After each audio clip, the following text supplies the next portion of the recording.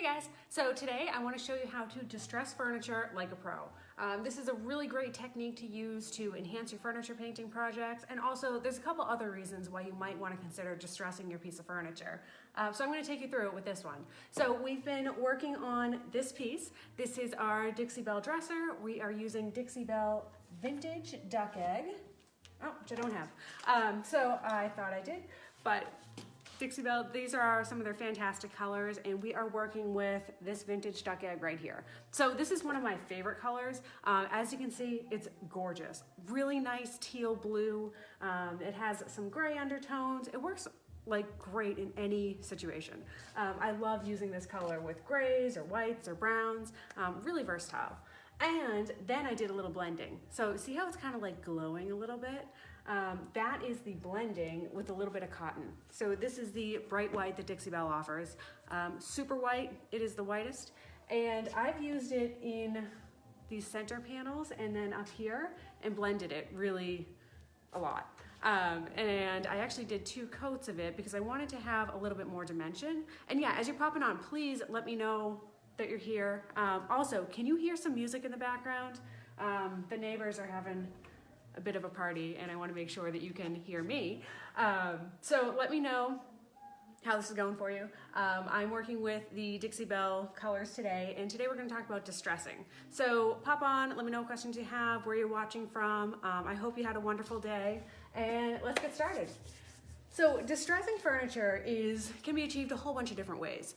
What I like to do is a very light, authentic distress all over, and people have different aesthetics here. So some people might come in and do like a heavy distress over the entire thing. Fantastic. Not my style, but you can do whatever you choose in this furniture painting creation. This is an art form, so because I like it doesn't necessarily mean that you have to like it, and vice versa. So this is how I like to distress. And what I'm going to use, I'll show you a few different tools. So generally you would use sandpaper. So we have something like this, which is 120 80 grit. This is actually off one of our sanders, and we reuse things constantly. So you could use something like this, and this would be really abrasive. So this could really cut in everywhere. If you're looking for a heavy distress, this would be the way to do it. But that's not the way that I like to achieve the distress. There's also options like standard sandpaper. So something like this, you can get at any hardware store. It's really thin, and this could work very well. This is 220. When you're distressing, you want a higher grit sandpaper, and then if you are looking to remove the finish, like in your prepping process, that would be down with a lower grit, like this 80 or 100. So it's kind of backwards. Finer is a higher grit. And thank you so much for sharing. That helps us tremendously. So thank you. And let me know what questions you have. If you're watching on the replay, I can still see those. So you can feel free to comment, and I try to be really responsive for you, and I'll answer your questions. If you're looking to grab some Dixie Belle paint, I do have my affiliate link linked in there, and that does support my small business. I will be working on getting my website live and updated, but that takes time and it's tough. So for now, the affiliate link's the way to go, and soon I'll have it all on the website, and that'll be a great place to shop as well. And it's also available at Avenue C Design at our shop in Framingham, Massachusetts. So if you're local to Central Mass, that's a great place to pop in and see some of our products, see some of our other stuff, grab some paint or anything else. The shop is like fantastic. You're gonna love it. So back to what we're talking about. We are talking about distressing. So you could use your abrasive low grit. This is a nice option. This is available pretty much everywhere, and this is like 220. I would go with at least 220 for distressing, if not higher. You can also do something like these sanding blocks. So these are pretty cool. This is actually used more for drywall finishing, but would also work here. And depending on, how nimble your fingers are, this can be a nice way to be more comfortable. So you can use that, but my favorite thing, and if you've been watching for a while, you know this, these sanding pads. These are the coolest. So see how squishy that is? Oh, sorry about my terrible nails, they're the worst. I have gel on them, I can't get it off. So these are squishy sanding pads, and they have just a little bit of flex, and they are amazing. So these are great for all over sanding. They're really comfortable also, and they last forever. So we stock 2 different grits here. This is 180 and functions more like a 220. And then this is a 320 pad, which this is what I'm gonna use all over. And then I will come back in for the 180, which is more abrasive on the areas where I really wanna take more paint off. So these are really cool. These are linked in our supply list. So if you go up to the notes and then type in, or click it, I will send you the full supply list, and it has links to everything on Amazon. Or you can go right to our Amazon shop and grab the stuff there, because these are not available at like your regular hardware store that I found. But they're fantastic. So let's get started with that. We are working with Dixie Belle Vintage Duck Egg. And then I've also blended some cotton in there. So you see how it's all kind of glowy? That is the paint. The lighting is not special right now. And then what we're gonna do is do a light distress all over. And then I'm not entirely sure exactly what the next steps are gonna be. We are gonna use either the gilding wax in warm gold, and this is all Dixie Belle too. This is warm gold, and then this is bronze. So I'll show you side by side. So this is bronze, and then warm gold over here. And these are really nice. I think they would both work well with this, because we're using it on some of these high points here, and then also the hardware, which is cleaned up nicely, but not perfect. So you see how it has some different colors going on? We are gonna use a gold gilding wax to kind of bring them together and give it a little more sheen, because they are really pretty, but it's old hardware. It didn't clean up the best. And then let's do the thing. So if you want to shop Dixie Belle, it is available on our affiliate link, which, like I said, we will have the website updated shortly, but not quite yet. And then if you're shopping in local central Massachusetts, you could go to the Avenue C Design in Framingham, Mass. is where we have our Dixie Belle products, our furniture. It's a really great shop. It's located at 1062 Edmonds Road, and it's open from Thursday through Sunday, 10 to 5. So really great place to shop. I love it there. You're gonna have a blast, and you can grab some paint. So thank you for joining. Let me know where you're watching from. I hope you all have had a lovely day. And we are distressing. So what I'm gonna start with, because one of the things that you want to look for and try to do is to start with the higher grit sandpaper, see what happens, and then work your way down. If you go right at it with a really abrasive sandpaper or anything, you might just cut into the finish and create too much. And that's kind of the line that you want to walk with the distressing. It's really easy to go overboard, but with time and patience, you can achieve a more natural look. So what I like to do is start with an all-over rubbing. So that's gonna take down any of the kind of grittiness. It's gonna create a really smooth surface, and then let you know where you wanna go back and do a little bit more distressing on.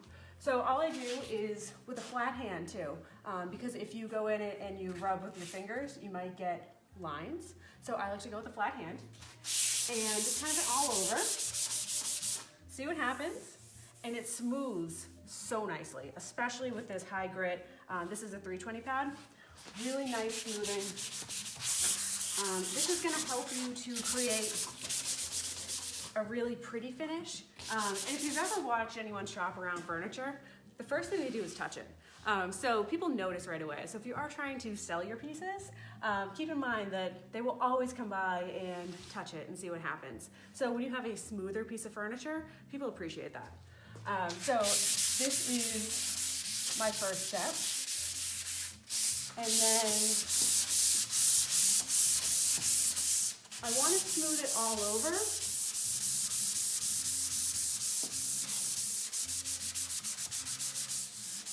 But, and here's the trick, you want to think about how your piece would actually be used. So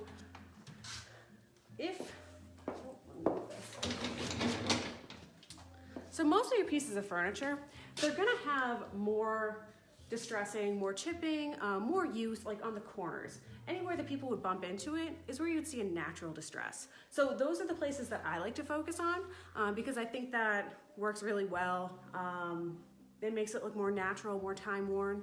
And then also, if you have a perfect piece of furniture and then it gets a ding, all of a sudden it's broken. Doesn't look great anymore. You notice it right away. But if you have a slightly distressed piece, it just kind of adds to the character and the aging of it. So it helps your clients or yourself to have a little bit more confidence with the piece because you don't have to worry about it being perfect. And if it does get a little ding, kind of just adds to it. So that's my thought process. So bearing that in mind, I'm gonna come in and do a little bit more on these corners here because this is where someone would walk into it, hit it with something, whatever. So I'll just do a few more passes. And generally, as you're running your hand over the piece, you're gonna notice where you have some raised points or some low points, and those are also gonna be where it would naturally distress as well.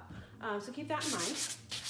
And if you have any questions, please pop them in. Let me know what you're doing. Everyone's probably recovering from a lot of food today. But I thought it'd be a nice break. And then if you share this, that helps us so much, so thank you. If you want to grab some Dixie Belle paint, this is a vintage duck egg, and then with the cotton blended. So see how nice and blendy and glowy it looks? This is with 2 coats of the blending. So I did do a live video, done a few on this piece. So we painted it live, and then I did the first coat of the blending, so you can see that happen and see how that all works out. And then today we'll do distressing, maybe a little bit other things. And soon I will have this available and ready for a new home and the full reveal. And then I will be wrapping it all up in a pretty blog post and put it on YouTube so you guys can see this forever. So please let me know what questions you have. If you haven't liked our page yet, I would really appreciate that. If you want to tell anyone about this, that also helps as well. But we are just doing a nice distress. And what this will do is make your paint job really look fantastic and feel nice. When it is just straight up paint, it's got a little bit of a gritty, chalkboardy feel, but a quick smooth with a high grit sandpaper makes it really nice. And then when you do your top coats over it, it's gonna make it even better. So that will be really nice and smooth. It'll help your top coats lay down nicely. It will also give you a chance to kind of address any, if you had anything like fall into the paint, then you will be sanding out just a little bit, and that will help to make your paint job look fantastic. So as far as on the sides, that's about all I'm gonna do. You might not even be able to see it that well, but I guess you can down there. I like to expose just a little bit of wood, and keep in mind that if you have a primer on there or a different color underneath, you would be exposing that. So depending on your design or your aesthetic, you might want to keep that in mind. If you prime it with a white and then I was to sand back into it, I would see some white. If it was a yellow piece of furniture and I painted it some other color, you would expose that underlying layer. So you do need to consider that with your whole piece. And then this is where it can get really fun. So what I'm gonna do is come around all the edges, and I don't think I'll do all of them right now, but then what you wanna do is with something like this, we have, can you tell there? This is a raised panel. So it's got just a little bit of a lip, and then it does have, of course, all the edges. So with your drawers, this is a great opportunity to sand the edges and make sure that if you got any paint on the edges, that it's not going to impede the function of the drawer over time. Oh, you can't see that. Let me see what I can do here. Maybe like this. Yeah, that'll work. So again, smooth all over. And then come in and make sure that you get the edges, sand those down a bit, and that will allow your drawer to function better. And if it does wear over time, because these are old pieces, you might see some wearing after you paint it. then it kind of just adds to the charm. What the best thing to do is during your prep process to look it over and make sure that you have kind of addressed where it rubs, fix that, and then consider that while you're distressing, because it's going to happen in those same places again. So this is just a nice all over. This is my high grit sandpaper, and again we're using Dixie Belle Vintage Duck Egg. And what I like to do is just get those little corners to pop out. So see how that, you see a little bit of wood down there? That's gonna help expose or highlight the details of the piece and also allow it to wear really nicely over time. So that's what I'm doing there. And then when you're considering your overall finish, you wanna bear in mind what kind of details you have on the piece. So if you have these raised areas, that's great for distressing, maybe dry brushing. Those techniques are gonna hit that area. If you have these details down there, these are actually carvings, it's a little bit recessed. Those are great places for glaze to settle or wax or any kind of another technique like a color wash. Those are all gonna settle into your lows, where distressing is gonna hit your high points. So that is part of your, or should be part of your overall design, ideally. And then for this, again, I'm just going to come across, do it everywhere. And then here,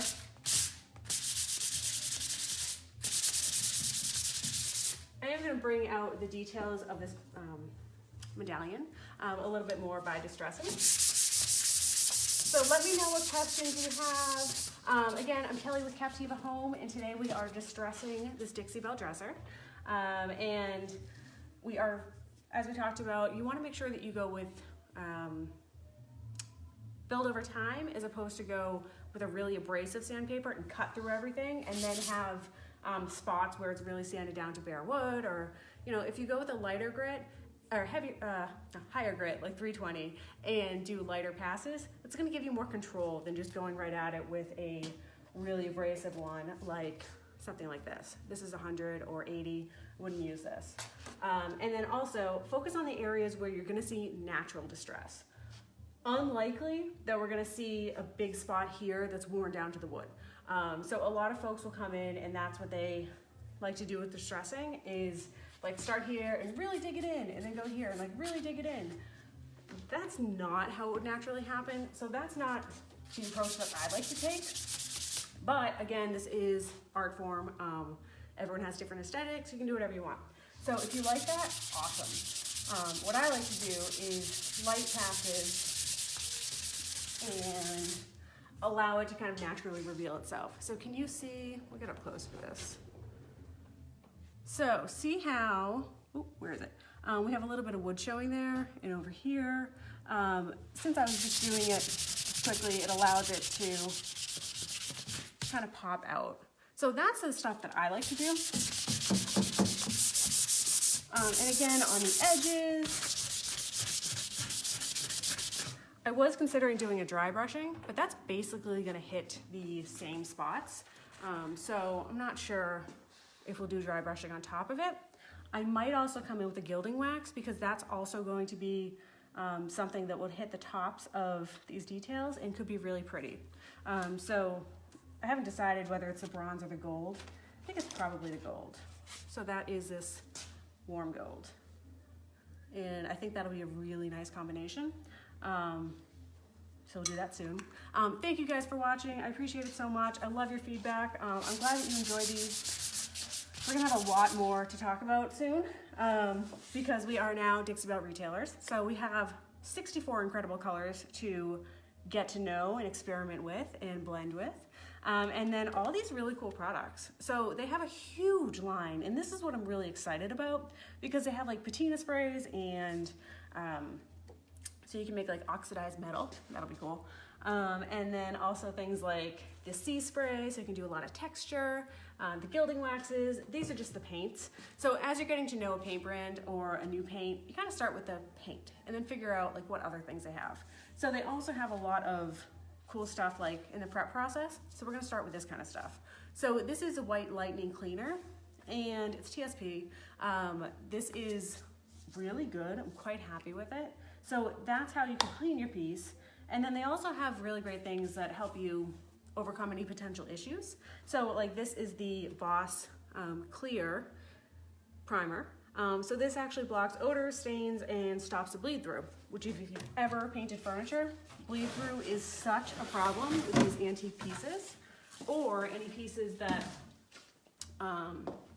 if you have like mahogany or any red tones woods, that can be a major issue that you have to deal with. So the Boss will help with that.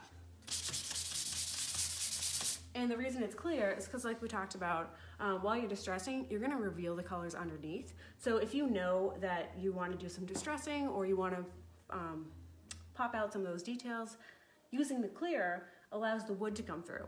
If I used a white primer, I would see some white coming through there, which could work with your design or it might not. So you never know. Down here, this is a great area to have a little fun with. So we have some raised trim work there, and then also this awesome detail down here. So my plan is, you see that? No. This is definitely going to have some gilding wax on it, so we will be highlighting this with the metallics, and then probably down on these. And then on the mirror, there's also a similar detail like this. So that'll kind of bring it all together, hopefully, and look really nice. So that's my plan there. So even though I'm going to distress some of the tops here, that's also the same place that the gilding wax is going to hit, because I'm going to be focusing on those higher areas. So I might go a little bit more aggressive with the sanding on these details. And then also down here, so think about how this piece is actually going to be used. People are going to be vacuuming, and they're going to be vacuuming under there and potentially hitting these areas. So this is a great spot to add a authentic distress, because you know that whoever purchases it will probably vacuum and might end up bumping it. So if there's already a little bit of natural distress, then if you add a little more with use, it doesn't bother you as much. It just kind of adds to the overall character. And what I have here is my 320 pad, but sandpaper does get worn out. We use these forever. So at this point, it's kind of functioning more like a 400 grit, which means that it is finer. And then I also have my, where'd it go? Oh, 180, this is what I'm looking for. So this is a 180, and this is more abrasive, but since it has been used quite a bit, it's now working more like a 200, 220. So this is great for kind of cutting in and getting some of that wood to pop out, and then using a finer sandpaper all over is what achieves that like natural distress. So that's what I like to look for. And you always want to start with less of a, you always want to start with a lesser sandpaper and then move into your heavier, more gritty sandpaper if you need to. Because you don't want to cut in too far too fast and then, you know, not get the look you were looking for. So I kind of alternate. It is nice to have a whole bunch of things on hand, and as you start painting, you acquire stuff, and very quickly you have a bunch of options. So I also have like this sandpaper that is just standard. This is available in any hardware store. This is okay, but I find that it kind of wears on my hands a little bit more, whereas these sanding pads are fantastic. These are squishy. They come in a big roll, and they're really nice on your hands. Everyone that uses them in my classes always ends up buying some because they're just great, and they're actually really hard to find. Oh, and I do have furniture painting classes coming up. If you are local, then I will have a couple in the next week, 2 weeks, 3 weeks. There's one on Friday, and then Mother's Day weekend, and then like another week later. So those are available in our shop at Avenue C Design, and that is in Framingham, Mass. And those are going to be bring your own piece. So you can bring a piece, and then I will be there to help you with the whole thing. So that'll be really fun. I'm also considering another of the online workshops. So let me know if you guys are interested in that, because I think it's been a while, and I know a lot of you are located around the country, around the world. So you might not be able to join me locally, but perhaps you could join me online. So I think that would be fun. Did you see that sanding? There's a lot of dust that just kicked up. You should be wearing a sanding mask. This is smart. It's also weird when I'm doing it online. So if you are working in your workshop, wear a sanding mask, a dust mask, or a respirator. That's gonna help you out. And if you need examples, I have it all listed in the show notes, in the supply list. I have a whole bunch of different stuff that we use around the shop so that you can acquire that and have it delivered right to your door. This is the other panel. So if you're just joining, thank you so much. I'm Kelly with Captiva Home, and today we are doing a little bit of a distress on this piece. We have already painted it, blended it, and now we are distressing it all live. So if you want to look back on our page, you can find all of those tutorials really recently. And then in the end, I'll wrap it all up nicely and put it on YouTube and Pinterest. So if you're finding this later, thank you. And let me know what questions you have. If you are watching on the replay, I can still see all your questions, so please pop them in. Let me know what you think. If you've had any questions about this process, I would love to help you. And this is just a nice overall distress to knock down any high points and just make it really smooth. And then I'm using my 320 and 180 sandpaper, alternating a little bit, because the 180 will cut in and remove some of that paint, but the 320 just smooths really nicely. So that's what I like to use there.